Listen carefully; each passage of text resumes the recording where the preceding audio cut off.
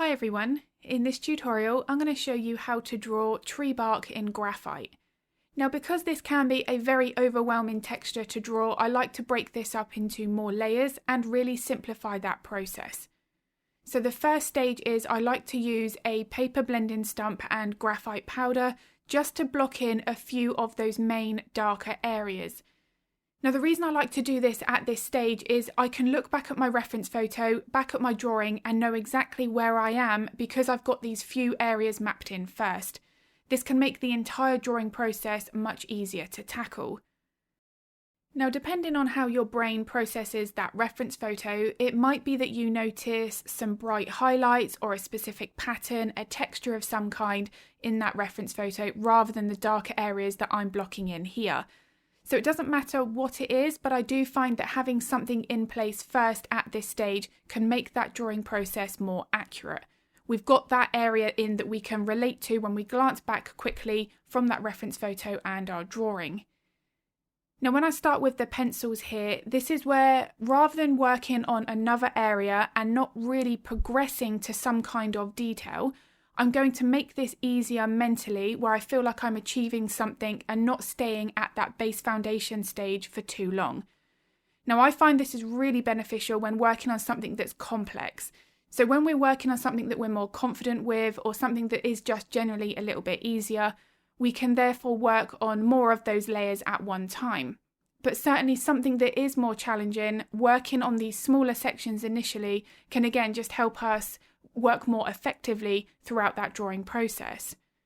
So what I'm doing here is using a combination of my graphite pencils to put in some of those darker patterns, those textures within those shadows, and then I'm using a putty eraser here just to remove some of that graphite and hint at some mid-tone highlights. Now the importance of contrast is key. This is something that I talk a lot about in all of my videos. I want to be making sure that I've got my darks dark enough and my highlights are bright enough.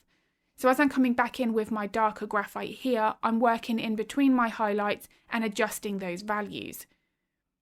Now when working with the highlights and shadows, each of those is going to impact something else. So for example, if I've left the white of the paper free and I know that's as bright as I can possibly get it, but it's still not looking bright enough, that's an indication that what's next to it isn't dark enough. Now this is something that I'm going to explain more as we work on this section of this project, because the more values that I get mapped in here, that contrast and those differences becomes more obvious. Now throughout times here, I'm going to be using a range of erasers, primarily the putty eraser and then a battery eraser. Now the battery eraser I find is really good for removing really bright details over dark layers of graphite. The putty eraser works better for more subtle highlights, and that there gives us that nice variation of midtones. Now midtones is something that I feel is just as important as the main darker values and those brighter highlights, because the midtones help to provide that depth. If the highlights and shadows are too harsh, it's usually then an indication that there aren't enough midtones to help soften that balance. So this is why I'm starting to hint at that a little bit more. Coming in with more of my mid-range graphite pencils, so something more from a HB up to a 4B, and again depending on how those pencils are used, I'm going to be able to get a range of values. The amount of pressure that we apply to a graphite pencil is going to really affect how dark or how light that layer can look. Now depending on the techniques or the effect that we're trying to create in our drawings, the pressure that's applied, it needs to be varied. There's no set rule or ratio of how much pressure to use. I've got lots of different tutorials here on YouTube that show a variety of different animals and elements where those techniques need to be adjusted. Now one thing that's really important to consider here is the size of the drawing and how much detail we can include in that area. So this was only a 5x7, it's quite a small drawing, but despite that, because of the way that the pencils have been used, the layering process, getting that contrast right, there is still a high level of realism that can be achieved. But we need to be making sure that we are aware of how much detail can be included in that area. So for example, these really dark small sections, I can only maybe add in 4 or 5 little highlights, but in the reference photo there might be 20 or 30. I need to make sure that I don't add too many, because on a smaller size like this, I'm just going to end up removing more of that darker base, which means then I'm going to end up with lower contrast, which means that my final drawing won't look as realistic. So this is one of those cases where trying to add in more detail can actually make the drawing look less realistic. And again, this is something that I do focus all of my real-time tutorials on. Because I create those with a voiceover while I'm drawing, everything is explained in the moment. Whether or not I'm adjusting a specific technique for a few of those little pencil strokes, those little changes can make a big difference. If any of my step-by-step tutorials are of interest, then I will link all of the information to those in the description below. Now at this stage here, I didn't want to start overworking these areas. I felt like I'd got these to the right standard and I wanted to now move on. So what I'm going to be doing here is initially using my small paper blending stump, but I do end up changing my mind, wanting a little bit more of a softer look to this base, and I switch over to an eye makeup applicator. Now one tip that I think is really useful and something that I certainly do in smaller projects is I don't zoom in to my reference photo too much. So I'll probably have a look more at the half section of this bark, but I'm not zooming in completely when I come back with my pencils to try to draw in every single detail. By zooming into the reference photo and leaning into that photo especially, we might start to get frustrated that we're not adding in everything that we can see. But with these smaller size drawings, we just don't want to be applying that much detail because, as I've mentioned a moment ago, we'll actually end up with something that looks less lifelike. So zooming out of that reference photo, having a look at a bit more of a larger area can certainly be beneficial. Now when I start working with my graphite pencils, I'm not jumping into my darkest pencil first. I want to build up my layers in stages. There are a couple of reasons for this. One of them is that if I'm not committing to a really dark layer, I know that I have that reassurance that I can use my erasers and lift it if I do make a mistake. Jumping into a dark pencil, we're less likely to be able to do that. Now the other thing is, as I've mentioned already, is building up that depth in stages. Working with pencils to gradually increase that darker value is going to mean that we have more of that, whether or not it's softness, those subtle midtones, something there that's going to help add that depth to the drawing. I find here that building up those pencils in stages and then working with my erasers in between layers is really useful. Now the other thing as well is about making sure we go dark enough. Now with graphite, we may have that worry that we may not be able to remove the graphite from the paper, but as long as the graphite has been applied in the right way and we're not burnishing too early on. Now burnishing is where we apply too much pressure to the pencil and we actually flatten the tooth of the paper. So providing that hasn't happened, and as I say, the graphite has been applied in the right way, pretty much most of that graphite can be removed, certainly enough that means that we don't have to start that drawing again. Now as I start to come back in here with my mechanical pencil, you can see this is where I'm really starting to tidy up my contrast and enhance more of my highlights and darker values. But I've made sure to pay very close attention to the mid-tone process first. That's going to help build up that depth between those ranges of darker values and highlights. Now this battery eraser is one of my favourite tools when working with graphite. As you can see here, you can use it to create really tiny dots, or with that lighter pressure you can remove a bit more of a larger area. Now one tip when using a battery eraser is always have a little bit of sandpaper to the side so that you can keep on clearing the tip of that battery eraser. Because sometimes what can happen, especially if the layers of graphite are quite dark, is the tip of that eraser will end up just getting covered in graphite and we can actually just use it more of a blending tool. That graphite gets pushed around the surface of the paper rather than lifting away. So I always have that little bit of sandpaper visible next to me so that if I need to clean that tip and use it for more of my brighter highlights, I can do so. Now the other thing as well is when working on a smaller portrait or something that is complex, is we might have a tendency to want to start to overwork an area. So for example, that section in the top left corner, it's not really necessarily looking like bark at the moment, but that's just because I don't have what's next to it drawn in. So to make sure that I don't overdo that area and maybe potentially go backwards in that layering process, I'm going to leave it be for now, work on the area here, and then I can piece the puzzle together, and then by the time this is finished, it will look realistic. Now what I'm doing here is really focusing on the shapes that I see. I'm not really visualizing this as bark in that drawing process. So when I've got these pencils, I'm just looking at my reference photo and thinking, okay, there's a bit more of a vertical line here, it starts to curve there, and so on. Now one thing that can be useful when working on something where we don't quite know how to approach it, whether or not we're trying to draw something, and however many times we've tried to fix it, it's still not looking right. One thing that can really help with that is to turn your artwork upside down and your reference photo upside down, and your brain will be forced to see it for abstract shapes. Whereas when everything's up the right way, our brain is great at trying to say, well, I know what bark looks like, therefore it should be drawn like this. And we start to work away from that reference photo and end up with something that's not as realistic as we would like. So turning everything upside down can work really well here. Now again, when I'm using my battery eraser, I'm not going to put it everywhere. I don't want highlights just randomly placed. Just like when we draw fur or feathers, the highlights and shadows, they follow some kind of structure. So in this situation, it would be that maybe there's a section of bark that's a little bit more raised up, that's casting more of a shadow, it's catching more of a light on one side. But being a little bit more raised up is going to create more of a shadow to one of the other sides, depending on the light source. So making sure that I've got these lights and darks in the right place is just not only going to help follow that reference photo accurately, but also ensure that I've got that correct shape and form. Now something that I think is really important with the pencil technique here, and this would be the same for any kind of wooden texture, so a broken fence post, a branch, a twig, anything like that, is that there is a degree of softness between the lights and darks. Now what I mean by that is I'm not just drawing really harsh dark lines and then having sharp highlights. There is a degree of softness, which is therefore a midtone, in between these two values. Now there may be a bit of broken wood that is maybe splintered off that has a sharp edge, but for something like this, if there is an area of bark that is attaching to another, there's usually going to be some kind of softness in between.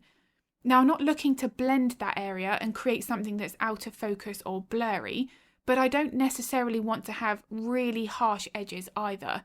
So at times here, like this, I've got a fairly dark base in. I'm going to come in with some of my erasers, but they're not super harsh lines. Now this is, I feel, is something that's going to help prevent more of that straight edge.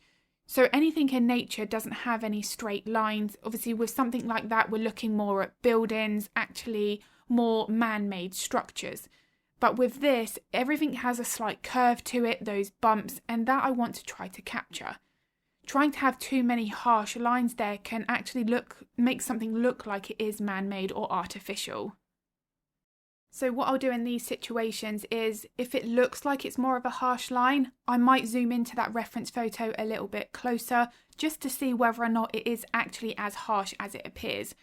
If there is a slight mid-tone to give a bit more of a softness, I do want to make sure that I've captured that. Now I'm sort of getting to the point now where I'm halfway through and I'm really happy with the texture that I'm starting to establish. The wonderful thing about working with graphite is it is quite forgiving in that if I decide I need to come back in and make something darker or lighter, I can do that later on. So I usually like to say that I've got this about 80-90% complete, and then any finer details I can do once I've got all of that drawing in place.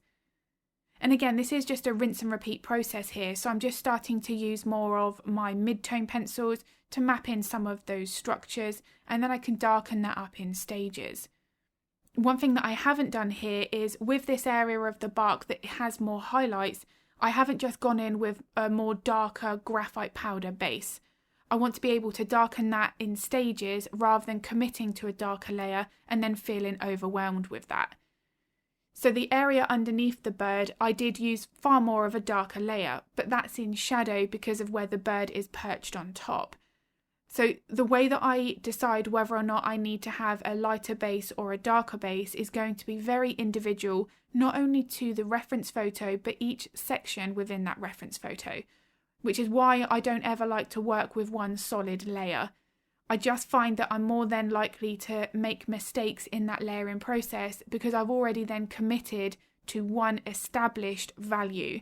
Whereas with something like this, I want to be capturing all of those variations. Now, going back to something where I've mentioned about how our brain processes that reference photo, on this section here, it sometimes could be very easy to start drawing just a load of longer lines.